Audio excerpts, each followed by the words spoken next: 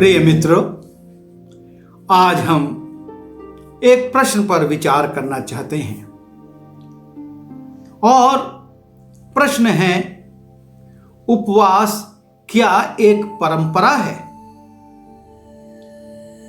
आज यदि हम देखें तो उपवास एक परंपरा के रूप में, एक फैशन के रूप में, एक धार्मिकता के प्रदर्शन के रूप में माना जाने लगा है।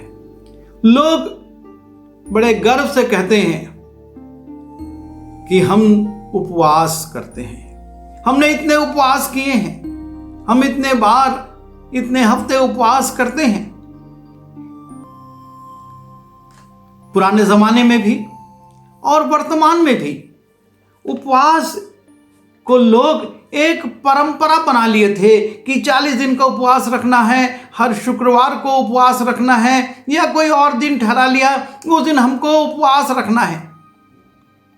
हमारी इच्छा हो या ना हो, हम उस दिन प्रार्थना के लिए, वचन पढ़ने के लिए समय निकाल सकें या ना निकाल सकें, हम किसी समारोह में सम्मिलित होने वाले हों, पर हम उस दिन उपवास करेंगे, हम उपवास रखेंगे। और इस प्रकार की परंपरा का पालन होने लगा है। लेकिन जब हम उपवास को एक परंपरा बना लेते हैं तो हमारे जीवन में एक संतुष्टता आ जाती है, एक धार्मिक संतुष्टता को यह उत्पन्न करता है। परंपराई उपवास जो है वो हमारे अंदर धार्मिक संतुष्टता को ले आता है। जब हम लूका रचित सुसमाचार उसके 18वें अध्याय में जाते हैं और हम उसके 12वें पद को पढ़ते हैं, यहाँ पर एक फरीसी का उल्लेख है और ये फरीसी मंदिर में खड़े होकर अपने मन में इस प्रकार से प्रार्थना कर रहा है, मैं सप्ताह में 2 बार उपवास करता हूं। वो परमेश्वर को बता रहा है कि मैं सप्ताह में 2 बार उपवास करता हूं और इसलिए वो संतुष्ट है कि मैं एक धार्मिक व्यक्ति हूं। और बहुत सी बातें वो बताता है, लेकिन जिस बात को मैं आपके सामने रखना चाहता हूं कि उस गुणों में, उन बातों में एक उपवास भी है। और वो बता रहा है कि मैं हफ्ते में 2 दिन उपवास रखता हूं, वर्ष में 100 से अधिक उपवास मैं करता हूं। परमेश्वर, इसको मेरी धार्मिकता में तू जरूर से जोड़ना। और वो इस बात से संतुष्ट है। और ना सिर्फ ये उपवास हमारी धार्मिकता को संतुष्टि प्रदान करता है कि हम धर्मी व्यक्ति हैं, हम उपवास रखने वाले लोग हैं, लेकिन ये हमारे अंदर एक घमंड को भी उत्पन्न करता है। लिखा हुआ है उसी प्रार्थना में, ये अपने उपवास को बताने से पहले लूका 18:11 में कहता है, हे परमेश्वर, मैं तेरा धन्यवाद करता हूं कि मैं और मनुष्यों के न्याय अंधेर करने वाला, अन्यायी और व्यभिचारी नहीं, और ना इस चुंगी लेने वाले के समान हूं। ये अपना न्याय स्वयं कर रहा है। ये स्वयं अपनी स्थिति को दूसरों से ऊपर बता रहा है कि मैं अन्य मनुष्यों के समान अंधेर करने वाला, अन्यायी, व्यभिचारी, और सामने खड़े हुए चुंगी लेने वाले को देखकर कहता है कि मैं इस चुंगी लेने वाले के समान भी पापी नहीं हूं। ये इसलिए अपने आप को ऐसा जस्टिफाई कर रहा है, अपने आप को बता रहा है, क्योंकि ये कहता है कि मैं सप्ताह में 2 बार उपवास करता हूं, मैं अपनी सब कमाई का 10वांश देता हूं। और इसलिए परमेश्वर, मैं संतुष्ट हूं। मैंने दशमांश दे दिया, मैंने 2 उपवास कर लिए और मैंने एक अच्छा जीवन जी लिया, अब मैं धर्मी हूं। परमेश्वर ऐसे उपवासों को या ऐसी धार्मिकता को जो कि हमको संतुष्ट कर रही है, परमेश्वर को नहीं, उससे वो संतुष्ट नहीं होता। उससे वो आनंद नहीं होता। ये जो परंपराई उपवास है वो ना सिर्फ हमारे अंदर धार्मिक संतुष्टता लाता है, हमारे अंदर धार्मिक घमंड लाता है, लेकिन हमको दूसरों से श्रेष्ठ भी बनाता है। हमारे अंदर ये भावना आती है कि हम दूसरे लोगों से जो उपवास नहीं कर रहे हैं उनसे श्रेष्ठ हैं, हम उनसे ऊंचे हैं।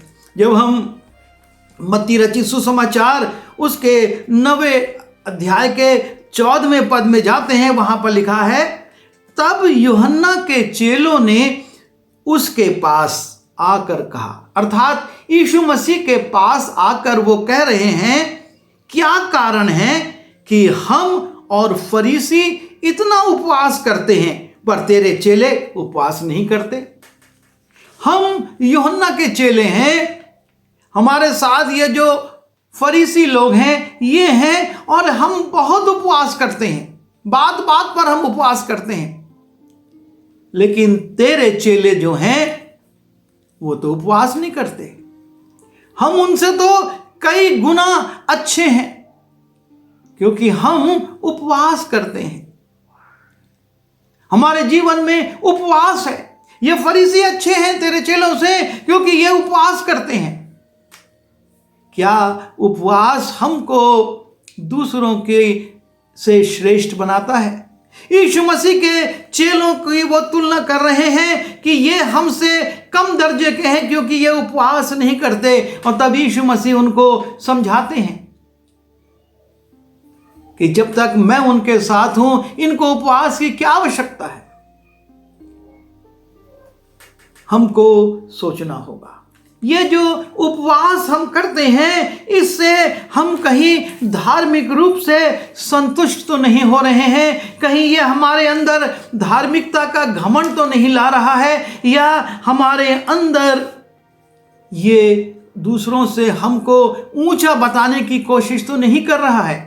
वो फरीसी भी यही कहता, मैं इस चुंगी लेने वाले से अच्छा हूं क्योंकि मैं उपवास करता हूं। यूहन्ना के चेले भी कह रहे हैं कि हम उपवास करते हैं, तेरे चेले उपवास नहीं करते।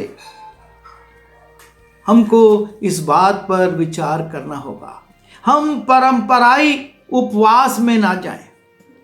परंपराई उपवास परमेश्वर नहीं चाहता है, लेकिन उपवास हम क्यों करते हैं?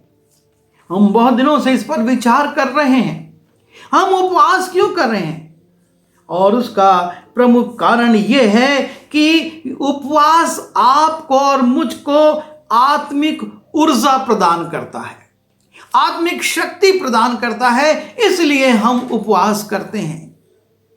हम अपने आप में जब कमजोर होने लगते हैं, हम अपने आप को जब कमजोर समझते हैं, तब हम उपवास में जाकर अपने अंदर एक आत्मिक ऊर्जा को ले लेना चाहते हैं, क्योंकि मनुष्य हैं, वो जब मनुष्य रूप में हैं तो कमजोर होंगे, पर जब परमेश्वर की ऊर्जा आ जाती है तो मूसा का चेहरे से 40 दिन और 40 रात निराहार रहने के बाद भी किरणें निकलने लगती हैं।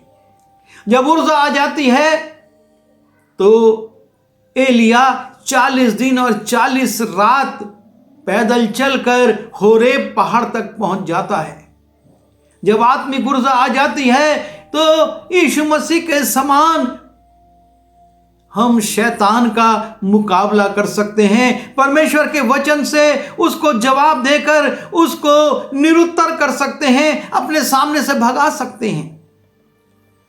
उपवास हमारे अंदर एक ऊर्जा को उत्पन्न करता है, एक ताकत हमको प्रदान करता है, एक आत्मिक ताकत, ना कि आत्मिक घमंड या संतुष्टता या हमको दूसरों से श्रेष्ठ बनाने की बात। और जब हम पौलुस को देखते हैं, पौलुस दूसरा कुरिन्थी में एक बात को लिखता है, वो बताता है कि उपवास सिर्फ ऊर्जा ही नहीं हमको देता, लेकिन यह एक सद्गुण है। जब हम दूसरा कुरिन्थी उसके 6वें अध्याय में जाते हैं और 4 पद से आगे पढ़ते हैं, लिखा है, परंतु हर एक बात से परमेश्वर के सेवकों की नाई अपने सद्गुणों को प्रकट करते हैं। वो कहता है कि हर एक बात में परमेश्वर के सेवकों की नाई हम अपने सद्गुणों को, हमारे अंदर जो अच्छे गुण हैं उनको हम प्रकट करते हैं। और तब उन सद्गुणों की सूची में वो लिखता है, बड़े धैर्य से, क्लेशों से, दरिद्रता से, संकटों से, कोड़े खाने से, कैद होने से, हुल्लड़ों से, परिश्रम से, जागते रहने से, उपवास करने से हम इन गुणों को प्रकट करते हैं। हमारे जीवन में जो उपवास है वो एक सद्गुण के रूप में हमारे जीवन में प्रकट होना है। कि एक अच्छी आदत है, एक अच्छा हमारे अंदर स्वभाव है, एक अच्छा गुण है हमारे अंदर कि हम उपवास करते हैं। ये आपको और मुझको धार्मिकता की ऊंचाइयों पर नहीं ले जाता कि हम जिन्होंने उपवास किया वो बहुत धर्मी व्यक्ति हो गए। ये तो एक ऊर्जा प्रदान करने वाला और हमारे सद्गुणों को प्रकट करने वाला भाग है, एक अंश है, एक रूप है कि हम एक अच्छे गुण को रखते हैं। हम खाऊ नहीं हैं, हम पेटू नहीं हैं, लेकिन हम अपने भोजन का त्याग इसलिए करते हैं ताकि हमको आत्मिक ऊर्जा मिल सके। भोजन से हमको शारीरिक ऊर्जा मिलती है और भोजन ना करके हम आत्मिक ऊर्जा को अपने अंदर उत्पन्न करते हैं। और इसलिए ये उपवास जो हमारे होते हैं, हम इनको एक परंपरा ना बनाएं, मजबूरी ना बनाएं, रीति विधि ना बनाएं। ये परंपरा के रूप में ना मनाया जाए कि अब 40 आ गया और हम 40 दिन के उपवास कर रहे हैं, हर संसारिक काम कर रहे हैं, हर संसारिक आचरण व्यवहार कर रहे हैं, गलत सलत सब तरह का जीवन जी रहे हैं, पर उपवास कर रहे हैं। हम शुक्रवार उपवास कर रहे हैं, हमने कोई दिन ठहराया, हम उपवास कर रहे हैं। हमको उसके द्वारा आत्मिक ऊर्जा लेकर एक सद्गुण को प्रकट करना है। इन सारी बातों में, इन सारे विरोध में, इन सारी पीड़ाओं में एक गुण को प्रकट करना है। और इसीलिए तब लोग देखकर कहते हैं, हाँ ये तो मसीह है, क्योंकि इनके अंदर से मसीह के गुण प्रकट हो रहे हैं। हम इस उपवास काल में इस पक्ष पर विचार करें। उपवास काल को या अपने वर्ष भर के उपवासों को हम परंपरा में ना जोड़ें, मजबूरी ना बनाएं, लेकिन हम उसको आत्मिक ऊर्जा और सद्गुणों के प्रगटीकरण का रूप प्रदान करें। आइए हम दुआ करें।